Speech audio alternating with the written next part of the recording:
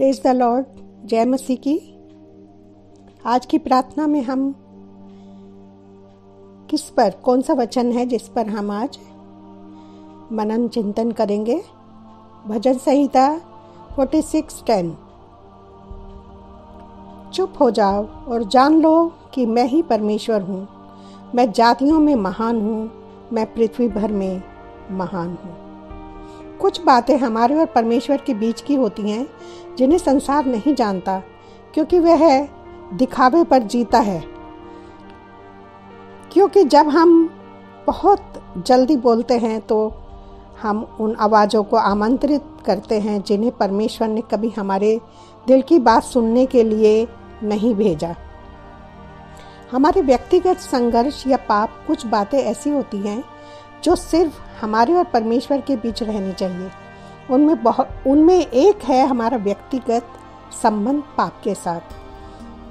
हर विश्वास करने वाला व्यक्ति प्रलोभनों और टेम्पटेशन का सामना करता है। बाइबल कहती है कि सबने पाप किया और परमेश्वर की महिमा से रहित हैं। कोई भी इससे अछूता नहीं, चाहे हमारी आस्था कितनी भी मजबूत क्यों न हो, चाहे हमने कितने भी वर्ष प्रभु के साथ सफ़र किया हो। शत्रु यानी शैतान जानता है कि कहाँ प्रहार करना है। वह सही समय की प्रतीक्षा करता है और हमारा अध्ययन करता है और फिर हमारे कान में झूठ फुसफुसा देता है और हम गिरते हैं तो ऐसा महसूस करते हैं कि हम परमेश्वर की ओर आँख उठाने योग्य नहीं हैं। कुछ लोग लेकिन यहाँ बड़ा खतरा हमारे संघर्ष भरे पाप के बारे में नहीं पता होना चाहिए। यहाँ बड़ा खतरा है हमारे संघर्ष भरे पाप के बारे में नहीं पता होना चाहिए। आज की दुनिया लोगों को प्रोत्साहित करती है कि वह अपनी ज़िंदगी की हर अच्छी बुरी बातों को लोगों पर प्रकट कर दें और अपनी कमज़ोरियों को हर किसी के साथ साझा करें। लेकिन सच्चाई यह है कि कुछ बातें केवल परमेश्वर के सामने रखी जानी चाहिए। जब हम अपनी कमज़ोरियों को लोगों के आगे खुला छोड़ देते हैं तो लोगों को आलोचना और गपबाजी और यहाँ तक कि धोखे के लिए खुला छोड़ देते हैं। कुछ लोग आपको समझने का नाटक करेंगे, किंतु अपने मन में आपकी कमज़ोरियों से फ़ायदा उठाने की योजना बना रहे होंगे। कुछ हमसे सहानुभूति दिखाएंगे, किंतु आपकी पीठ पीछे आपकी सफलता की बातें सबको बताएंगे। याद करो यहूदा जिसने कितना करीबी होने पर प्रभु यीशु मसीह को धोखा दिया। तो हम किस पर भरोसा करें? आपका शत्रु गलत लोगों का उपयोग करेगा ताकि वह आपको और तोड़ दे और हमारी असफलताओं को याद दिलाता रहे और हमें अपराध बोध और निंदा की जंजीरों में जकड़े रखे। बाइबल हमें अपने पापों को स्वीकार करने के लिए कहती है, लेकिन सबसे पहले वह पाप स्वीकार परमेश्वर के सामने होना चाहिए, क्योंकि केवल वही हमारे पाप को केवल वही आपके बोझ को समझ सकता है और हमें दोषी नहीं ठहराता। वह आपको शर्मिंदा नहीं करता, वह आपको माफ़ करता है। वही पुनः स्थापित करता है और आपको शुद्ध करता है। बुद्धिमान काउंसलर की सलाह लेने और बिना सोचे समझे किसी के सामने बोलने में अंतर है। एक सच्चा विश्वासी हमें प्रेम और ज्ञान के साथ क्रूस की ओर वापस ले जा सकता है, लेकिन किसी के भी सामने अपने दिल को खोल देना आपको और घाव दे सकता है।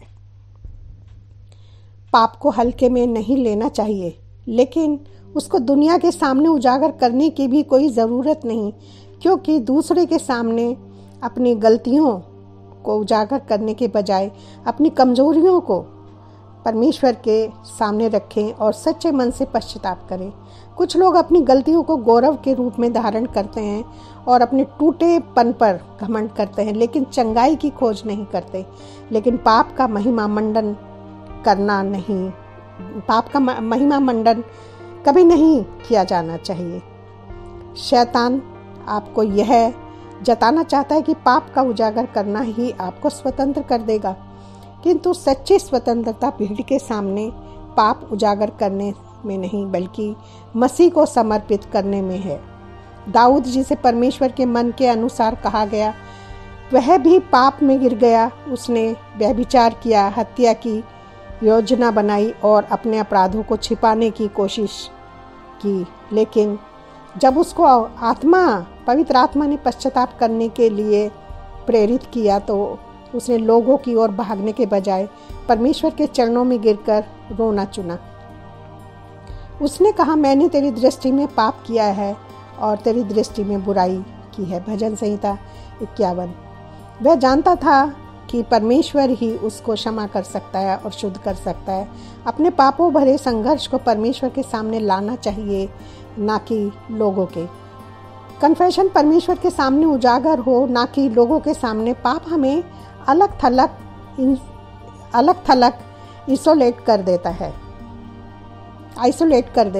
करना चाहता है और यह विश्वास दिलाना चाहता है कि आप इस संघर्ष में अकेले हैं। परंतु सच यह है कि परमेश्वर टूटे मन के निकट है। भजन संहिता 34:58 में जैसा कि लिखा है, जब हम अपनी असफलताओं को उसके सामने लाते हैं, परमेश्वर के सामने लाते हैं, वह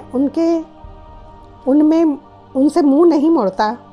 वह गले लगाता है, आपको क्षमा करता है। वह आपको सामर्थ्य देता है कि हम पाप पर जय पा सके।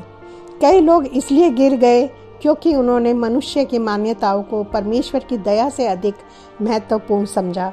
उन्होंने ऐसे लोगों पर भरोसा किया जिनके हृदय में मसीह का प्रेम नहीं था। आप अपने संघर्ष को कहाँ साझा करते हैं, इस मामले में बुद्धिमान बने। हमें जवाबदेही की आवश्यकता है, किंतु वह केवल गॉडली विजडम के आधार पर होनी चाहिए। शत्रु चाहता है वह आपके शब्दों को आपके विरुद्ध इस्तेमाल करे और आपको विश्वास दिलाए आप बदल नहीं सकते। लेकिन जब आप सच्चे मन से प्रभु के सामने पश्चाताप करते हैं तो वो समुद्र की गहराई में हमारे पापों को वह समुद्र के गहराई में डाल देता है। दुनिया याद रखती है, किंतु परमेश्वर हमारा सारा इतिहास साफ कर देता है। आमीन। आज की प्रार्थना में हम अपने सारे पाप, अपने सारे पश्चातापों को परमेश्वर के सामने लेके आएंगे और अपने हर गलतियों से, हर गुनाहों से परमेश्वर से क्षमा मांगेंगे जो हमने परमेश्वर के विरुद्ध पाप किए हैं और हमें परमेश्वर की आज्ञा ना मानने के कारण दुख उठाने पड़े और शैतान के शिकंजे में हम फंस गए। हम परमेश्वर से यही प्रार्थना करते हैं जो अति महान, विश्वास योग्य और आमीन कहलाता है। वो दया का सागर है। वो हमें हमेशा परमेश्वर क्षमा करता है और हमें अपने निकट बुलाता है। हम परमेश्वर के साथ हमेशा जय पाते हैं। खुदावंत के साथ में हम हमेशा प्रेम से रहते हैं और कभी भी वो हमें नीचे नहीं करता बल्कि ऊपर उठाता है। हम परमेश्वर के साथ बने रहें, अपने सारे पापों को परमेश्वर के सामने रखें और कभी भी ऐसी जगह पर अपने पापों का उजागर, अपनी गलतियों को या अपनी असफलताओं को हम ऐसी जगह ना बताएं जो जैसे उन लोगों के दुनियावी लोग जो कि आपकी कुछ भी मदद नहीं कर सकते, लेकिन परमेश्वर हमारी मदद करता है। परमेश्वर हमारे साथ रहता है। वो हमारे गुनाहों को माफ़ कर हमारे सारे पापों को गहराई में फेंक देता है और पीठ पीछे फेंक देता है। कभी वो मुड़ के नहीं देखता, किंतु हमेशा मनुष्य हमारे पापों को, हमारी गलतियों को, हमारी असफलताओं को हमारे पीठ पीछे छुरा भोगने में लगे रहते हैं। इसलिए हमेशा हम परमेश्वर के निकट रहे, परमेश्वर से हमेशा प्रार्थना करते रहे कि खुदावंद हमें वो ज्ञान, बुद्धि, वो समझ दे कि हम जब मुंह खोलें तो हम समझदारी से मुंह खोलें और जैसा परमेश्वर ने कहा कि चुप रहो, सिर्फ परमेश्वर ही महिमा के योग्य है। परमेश्वर ही है जिसके सामने हम अपनी दिल की बातों को, अपने मन को खोल के रख दें और किसी से भी हम फालतू बातें ना करें, ज़्यादा बातें ना करें या फिर उसके सामने करें जो कि परमेश्वर की विजडम से भरपूर हो। परमेश्वर हमारी हर गलतियों को माफ़ करे, हर गलतियों को हमें क्षमा करे और हमने जो गलतियां करी हैं परमेश्वर उनको को जो हमने सामने किसी के बोल दिए तो हमने दुख उठाया है, परमेश्वर हमारे उन दुखों को कम करे खुदावंद। हमें उन शत्रुओं से छुटकारा दे खुदावंद जो हमारे पीछे पड़ गए हैं और हमने अपनी असफलता की बातें उसको बता दी और उन्होंने उसका हम ही पर हमें ब्लैकमेल करने की कोशिश करी। खुदावंद हम पर अपनी नज़र रखे परमेश्वर और उस शत्रु का नाश हो खुदावंद। प्रभु यीशु मसीह हमारे साथ है, हमेशा हमें परमेश्वर के साथ चलना है, परमेश्वर में बने रहना है ताकि कोई हमारे दाहिने हाथ को ना छूने पाए, क्योंकि शैतान है जो हमारे दाहिने हाथ को पकड़ना चाहता है और उस पर हर बुरी चीज़ को लिख देना चाहता है। खुदावंद हमारे हर मनोकामनाओं को पूरा करे, जो सुनने वाले हैं उनकी मनोकामनाओं को पूरा करे, उनकी हर बीमारियों को उन्हें शुद्ध करे और परमेश्वर हमेशा हम सब में बना रहे, हमारी जो भी ज़रूरतें हैं उन्हें पूरा करे खुदावंद, और हम में हमेशा वो मौजूद रहे ताकि शैतान हमें छूने ना पाए और ना ही हम कभी भी परमेश्वर से दूर हों, और हर बात हम मन की बात परमेश्वर से करें और किसी पर भरोसा ना रखें, क्योंकि जब शैतान का वार होता है तो वो हमें हमारे ही शब्दों के जाल में फंसा लेता है। परमेश्वर हम पर अपनी निगाह रखे और हमें शैतान की हर चाल से फंसने से बचाए। परमेश्वर हम पर तेरी दया करुणा बनी रहे। यीशु मसीह के नाम से हम प्रार्थना करते हैं। हे पिता हमारे, तू जो स्वर्ग में है, तेरा नाम पवित्र किया जावे, तेरा राज्य आवे, तेरी इच्छा जैसे स्वर्ग में है वैसे इस पृथ्वी पर भी होवे। हमारा प्रतिदिन का आहार आज हमें दे, और हमारे अपराधों को क्षमा कर जैसे हम अपने अपराधियों को क्षमा करते हैं, और हमको परीक्षा में न डाल किंतु बुराई से बचा, क्योंकि तेरा राज्य है, तेरी सामर्थ और तेरी महिमा अनंत काल तक बनी रहती है। परमेश्वर का प्रेम, यीशु मसीह का अनुग्रह और पवित्र आत्मा की सहभागिता सबके साथ बनी रहे। आमीन। Praise the Lord.